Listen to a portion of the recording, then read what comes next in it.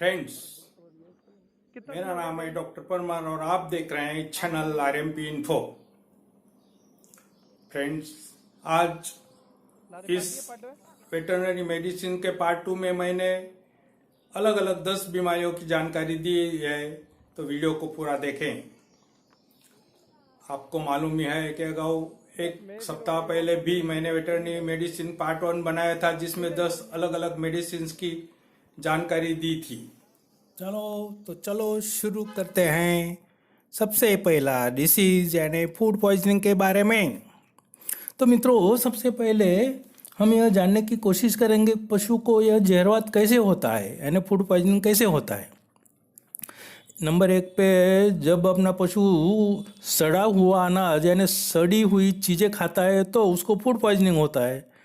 Number 2 पे खेत में जब अनाज के छोड़ पर जंतुनाशक दवा का स्प्रे करते हैं हम, और वह छोड़ का घास एनिमल को खिलाते हैं तो भी फूड पॉइजनिंग होता है। नंबर 3, खेत में यूरिया की थैली पड़ी रहती है तो भूल से यूरिया पशु खा जाने से भी पॉइजनिंग होती है मित्रों। नंबर 4 पे पशु को शरीर पर से जू चीचड़ किलनी को हटाने के लिए हम कुछ कीटनाशक स्प्रे किया करते हैं। तो अगर पशु के शरीर पर कोई जख्म हो तो उस जख्म में से पशु को पॉइजनिंग होता है मित्रों। तो इस जहरवात का लक्षण क्या है? नंबर 1, पशु फूल जाता है। 2 नंबर, श्वास लेने में तकलीफ पड़ती है। नंबर 3, पानी जैसा पतला गोबर करता है, चलने में दिक्कत होती है। और नंबर 5 पे नीचे गिर भी जाता है मित्रों। तो हमें इसमें ट्रीटमेंट क्या कर सकते हैं?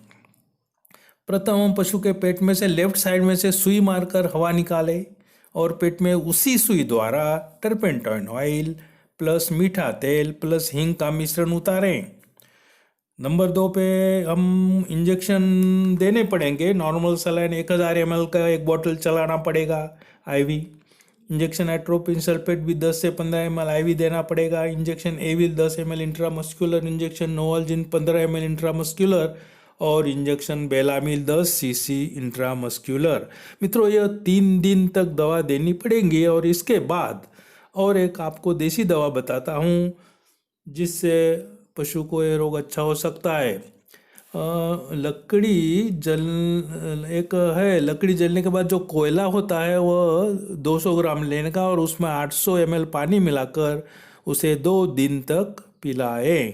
इससे पशु एकदम स्वस्थ होता है मित्रों, पशु एकदम स्वस्थ हो जाता है। और मित्रों, यह डिसीज मैं यहीं पूरा करता हूँ। तो आगे बढ़ते हैं, हम दूसरा ये रोग यानी पैरालिसिस यानी लकवा के बारे में जानकारी लेंगे। मित्रों, जब अपना पशु चरते चरते या दौड़ते समय गिर जाता है तो लकवा पड़ता है। उसके स्पाइनल कॉर्ड पर चोट लगने से लकवा पड़ता है। रीढ़ की हड्डी टूट जाती है। पीठ पर भूल से भी लकड़ी मारने से लकवा पड़ता है। सूखाग्रस्त प्रदेश में अगर सूखा प्रदेश में विटामिन B1, B6, B12 की कमी होती है तो भी लकवा पड़ता है मित्रों। तो अब इसके हम लक्षण देखेंगे। इसमें रेडियल पैरालिसिस हुआ तो आगे का पैर का लकवा पड़ता है। नंबर 2 पे टिबियल पैरालिसिस होता है तो उसे पीछे का पैर का लकवा कहते हैं। और क्वाड्रिप्लेजिया को चारों पैर का लकवा कहते हैं। तो लकवा पड़ने से पशु उठ भी नहीं पाता, तो हमें इसकी ट्रीटमेंट क्या करें? तो उसमें पहले डेक्सट्रोज 50% एक बोतल चढ़ाना पड़ेगा आईवी। उसमें न्यूरोबैन 10 ml इंजेक्शन आईवी उतारना पड़ेगा एज ए नर्वाइन टॉनिक। तीसरा इंजेक्शन एंटीजोन रहता है, 15 ml इंट्रामस्कुलर देने पड़ेगा दर्द कम करने के लिए। चौथा इंजेक्शन टोनोफॉस्फोन 10 ml इंट्रामस्कुलर और 5वां माइफेक्स का एक बोतल भी चढ़ाना पड़ेगा मित्रों। तो इसमें हमें क्या सावधानियां रखनी पड़ेगी? तो पशु को खड़ा इसमें नहीं रह पाता, इसलिए 1 से 2.5 महीने तक उस ट्रीटमेंट चलती है। इसलिए हमें पशु के हमेशा करवट बदलते रहे। पशु को नीचे घास रखिए और पशु का कोई भी जख्म न हो, उसको ध्यान रखें। अस्तु मित्रों, दूसरा रोग पैरालिसिस भी खत्म होता है। और अब हम तीसरे रोग यानी थैलेरियासिस के बारे में जानकारी लेंगे। मित्रों, यह रोग खास तौर पर HF और जर्सी काउज में ज़्यादा होता है, अपने देसी गाय में भी होता है। यह रोग पशु को टिक्स यानी चीचड़ काटने से होता है। इस टिक्स के शरीर में थाइलेरिया एन्यूलेटा नामक परजीवी रहते हैं। तो हम अभी इस रोग के लक्षण देखेंगे। प्रथम, लिम्फ नोड्स यानी लसिका ग्रंथि में सूजन आता है, इसे प्री स्कैपुलर लिम्फ नोड्स कहते हैं, उसमें सूजन आता है। दूसरा, पशु को तेज बुखार आता है जो 104 से 160 डिग्री फ़ारेनहाइट तक चढ़ता है। तीसरे नंबर पे आँखों में पानी गिरता है और चौथे नंबर पे गोबर के साथ खून भी आता है। मित्रों, पांचवें नंबर पे एकदम पशु को कमजोरी आ जाती है, एनीमिया हो जाता है। तो अब इसमें हम ट्रीटमेंट क्या करें? प्रथम तो एक injection Terramycin L 20 ml intramuscular चढ़ाना पड़ेगा, इंजेक्शन लगाना पड़ेगा डीप इंट्रामस्कुलर। दूसरा इंजेक्शन आता है बेरेनिल जो 0.8 ग्राम्स डिस्टिल्ड वाटर में मिलाकर डीप इंट्रामस्कुलर लगाना पड़ेगा, injection Berenil. Number 3, vitamin B complex आता है, वो 10 ml इंट्रामस्कुलर। चौथा है डेक्सट्रोज 1 बॉटल चढ़ानी पड़ेगी IV। और नंबर 5 पे अगर ब्लड एग्जाम में RBC की कमी हो तो कभी कभी हमें ब्लड भी चढ़ाना पड़ता है। तो इस रोग का हम प्रिवेंशन कैसे करें? प्रिवेंशन तो सबसे प्रथम टिक्स को हम हटा दें, टिक्स को हटा दें। और दूसरा, रक्षा वेट टी वैक्सीन आता है, इसे लगाएं। फ्रेंड्स, तो इस थैलेरियासिस के हम रोग को यहाँ पूर्ण करते हैं और अब आगे बढ़ते हैं चौथे रोग यानी मस्टाइटिस यानी थनैला रोग के बारे में जानकारी के लिए। मित्रों, यह रोग होने का एक ही कारण है और वह है जानवरों के बैठने की जगह और आसपास की जगह की अस्वच्छता और गंदगी। तो इस रोग के क्या लक्षण है? सबसे पहले अडर में सूजन आती है। 2 नंबर पे अडर लाल कलर का हो जाता है। पशु को थन में दर्द होता है। दूध में छिंदियाँ आती है। दूध पानी जैसा होता है और इसे क्लिनिकल मस्टाइटिस भी कहते हैं। इन सब जो लक्षण दिखते हैं उसको क्लिनिकल मस्टाइटिस कहते हैं। तो इसकी ट्रीटमेंट हम क्या करें? प्रथम, थन में पेंडिस्टिनेशन ट्यूब चढ़ानी पड़ेगी। एंटीबायोटिक के तौर पर जेंटामाइसिन 20 ml लगाना पड़ेगा। इंजेक्शन जो भी 20 ml लगाना पड़ेगा दर्द कम करने के लिए। और विटामिन A, D, 3E और C का इंजेक्शन जो आता है वो भी लगाना पड़ेगा जिससे वो एंटीऑक्सीडेंट का काम करें। 5वें बेलामिल 10 ml, 5वें नंबर पे बेलामिल 10 ml भी लगाना पड़ेगा। यह कोर्स मित्रों कम से कम 3 दिन तक करना पड़ेगा, 3 दिन। तो हम इसमें क्या सावधानियां रखें? मित्रों, प्रथम तो हमें स्वच्छता की ओर ध्यान देना पड़ेगा। जो पशु की आवास की स्वच्छता है, दूध दोहने वाले के हाथ की स्वच्छता है, बर्तन की स्वच्छता है, यह सब महत्व के हैं। नंबर 3 पे मस्टाइटिस के पहले से ही पहचानने के लिए CMT टेस्ट करवाए, CMT टेस्ट, जिससे हम तुरंत ही ट्रीटमेंट कर सके। मित्रों, अब हम मस्टाइटिस के बाद जानकारी पूरी करते हैं यहाँ और आगे बढ़ते हैं पशु को 5वें रोग यानी बेबेसियस के जानकारी लेने के बारे में। मित्रों, यह एक प्रोटोन डिसीज है जो चीचड़ से होता है। पशु के ब्लड में RBC टूटने से वह पेशाब द्वारा बाहर आने से पेशाब लाल कलर का दिखता है। तो हम इसके सिम्टम्स क्या है?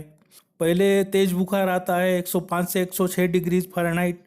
नंबर 2 पे सांस तेजी से चलती है। नंबर 3, आंखें गहरीली लाल होती है। नंबर 4, पेशाब भी गहरीला लाल कलर का होता है।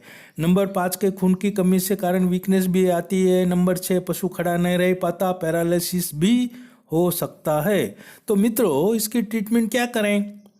इसमें बेरेनिल हम 20 ml दे सकते हैं इंट्रामस्कुलर, अथवा इंजेक्शन बैबीम्यूडो आता है वो 10 ml देना पड़ेगा। मित्रों, इसमें नॉर्मल सलाई की 1 बॉटल चढ़ानी पड़ेगी, उसमें सोडियम एसिड फॉस्फेट 10 ml डालना पड़ेगा। लीवर एक्सट्रैक्ट का 1 इंजेक्शन देना पड़ेगा 10 ml और उसके साथ एविल भी 10 ml देना पड़ेगा। पैरासीटामोल 15 ml भी देना पड़ेगा। मित्रों, इस रोग का पक्का निदान करना है तो हमें ब्लड एग्ज़ाम करना पड़ेगा। ब्लड एग्ज़ाम में क्या होता है कि रेड ब्लड सेल्स का काउंट कम हो जाता है, यह रोग पक्का हो जाता है।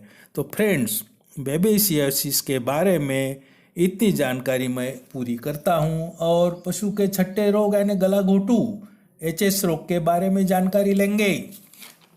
फ्रेंड्स, यह एक जानलेवा रोग है जो पशुओं में पास्चुरेला मर्टिसेरा नामक बैक्टीरिया से होता है। दूषित चारा और रोगिष्ट पशु के संपर्क में आने से भी यह रोग फैलता है। दूषित पशु की लार या आंख का डिस्चार्ज से भी यह रोग फैलता है। तो इसके लक्षण क्या हैं?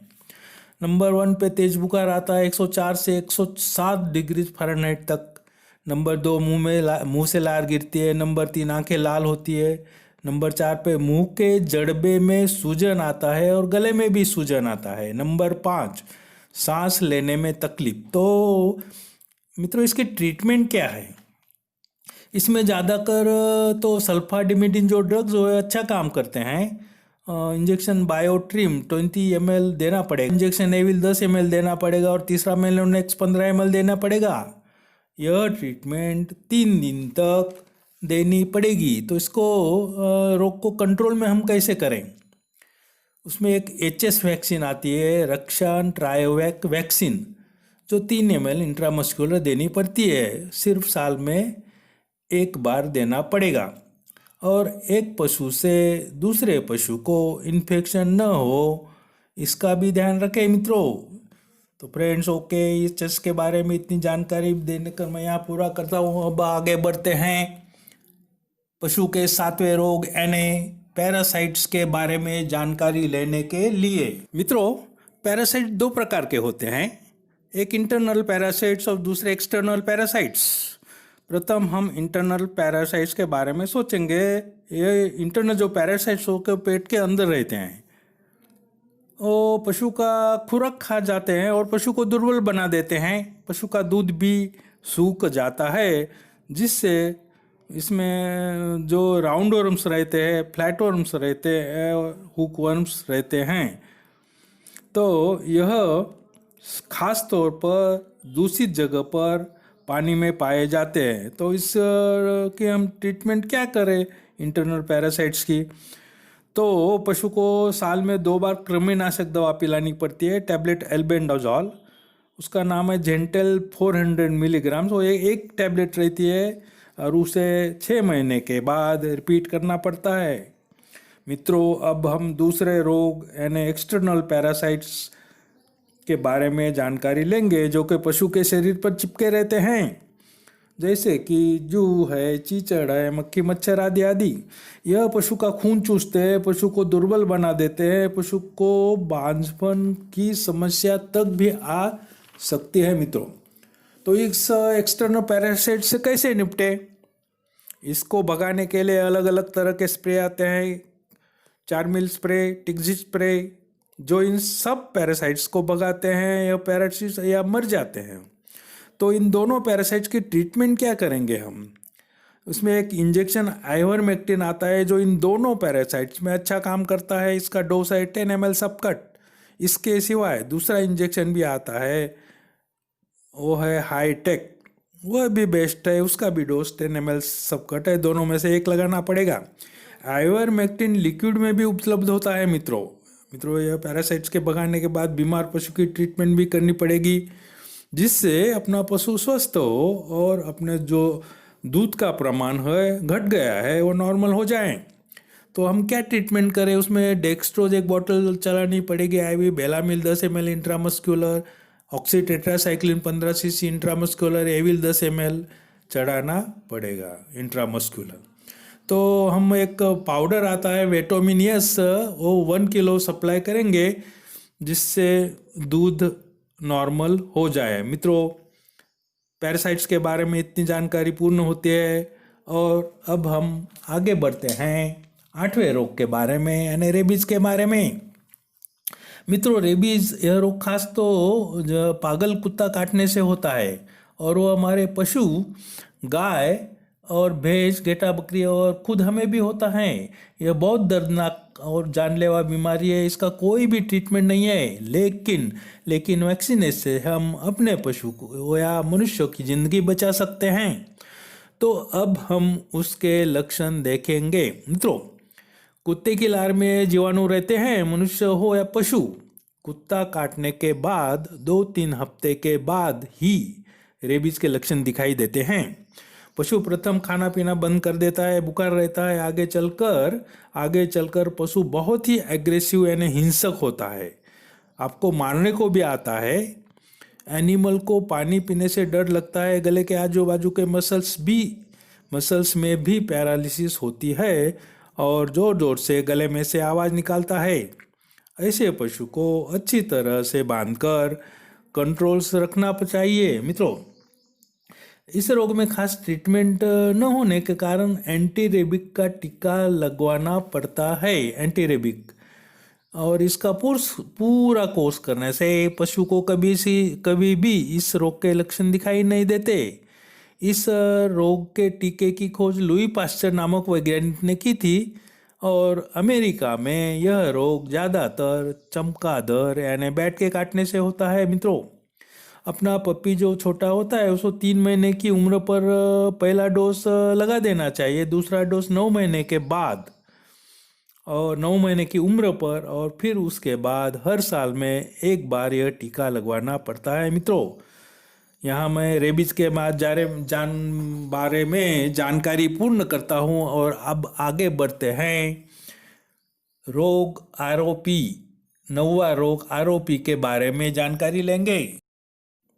आरओपी यानी रिटेंशन ऑफ प्लासेंटा, पशु को जेर न गिरना। मित्रों, जनरली नॉर्मल पशु का जेर 4 से 6 घंटे के अंदर ही गिर जाता है, लेकिन कई बार अपने पशु का जेर 12 घंटे तक नहीं गिरता और आपको पशु डॉक्टर की मदद लेनी पड़ती है।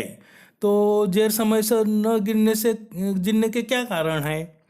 प्रथम, अगर पशु जो दुबला पतला हो तो कमज़ोर हो तो उसका बैंड के बाद जेर नहीं गिरता।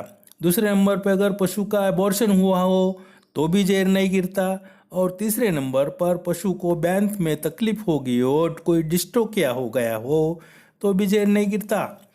तो जब हम डॉक्टर को बुलाते हैं तो वो क्या पशु की जेर को हाथ से धीरे धीरे गिराते हैं और फिर बच्चेदानी में इन्फेक्शन न हो इसलिए एंटीबायोटिक इंजेक्शन टेट्रासाइक्लिन 20 ml अंदर डालते हैं।